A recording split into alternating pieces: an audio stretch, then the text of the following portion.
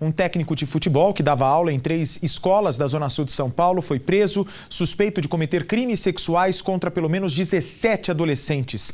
Todos alunos das escolinhas de futebol. Quem conta é a nossa Fabíola Rabo de Arraia.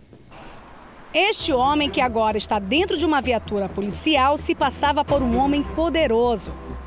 Ele conquistava o respeito de famílias inteiras, dizendo que poderia mudar a vida de dezenas de crianças cheias de sonho. Prometeu para as crianças que ia levar as crianças para ver o Neymar, gente. Como pode isso?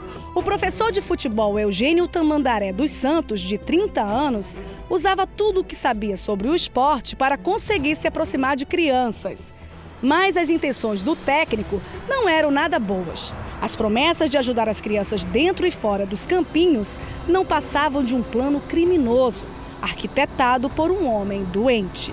Ele ilude as crianças, ele persuade as crianças, ele se mostra bom, se mostra amável, se mostra querido, atencioso, mas na verdade ele está persuadindo as crianças. Eugênio fazia promessas para os alunos das escolinhas onde ele dava aula aqui na Zona Sul de São Paulo.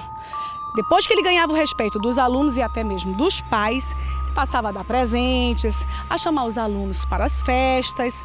E foi exatamente o excesso de promessas e presentes que fez com que os pais desconfiassem.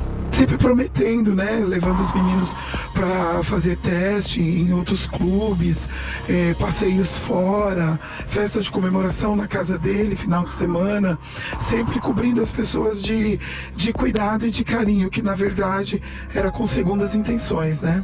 As festas de confraternizações aconteciam sempre na casa do professor, que fica em Pedreira, Zona Sul de São Paulo. Os convidados eram alunos entre 11 e 14 anos de idade. Ganhar a confiança da mãe era uma estratégia de Eugênio. Ele era considerado um homem responsável e muito cuidadoso com os meninos. Tanto que os pais aceitavam que essas crianças fossem se divertir nas festas promovidas por ele. Esta mãe desconfiou de que tinha algo de errado com o filho. Ela conta que o comportamento da criança mudou completamente de uma hora para outra. Mentindo, chegando fora de horário do programado, com presentes, agrados, dinheiro, enfim, aí foi quando nós começamos a desconfiar. Depois de algum tempo, a mãe, que já estava muito preocupada, conseguiu que o filho pré-adolescente acabasse contando tudo o que acontecia na escolinha de futebol. Ela imediatamente procurou as mães de outros alunos. Foi falando com um, foi falando com outro, perguntando, juntou todos e todos confirmam o abuso.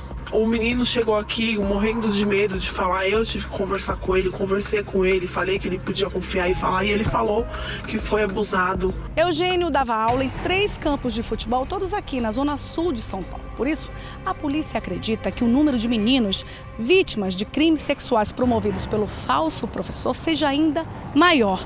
Até agora, 17 vítimas foram identificadas pela polícia. Tem muitas que ainda não vieram para delegacia para denunciar.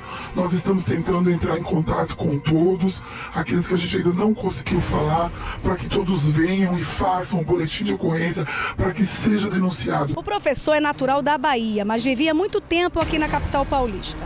E foi preso em casa depois que um grupo de mães registrou uma série de denúncias contra ele em uma delegacia da região.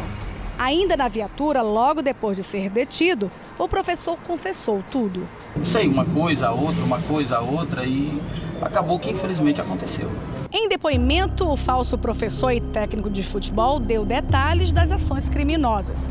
Os investigadores esperam que outras mães descubram o que acontecia com seus filhos e façam novos registros de ocorrência contra o agressor. E os pais esperam que Eugênio fique na cadeia, bem longe das escolinhas de futebol. Ele tem que pagar pelo que ele fez. Ele confessou e a gente não quer que ele saia ileso dessa, porque ele tem que pagar por tudo que ele fez, por todos os abusos.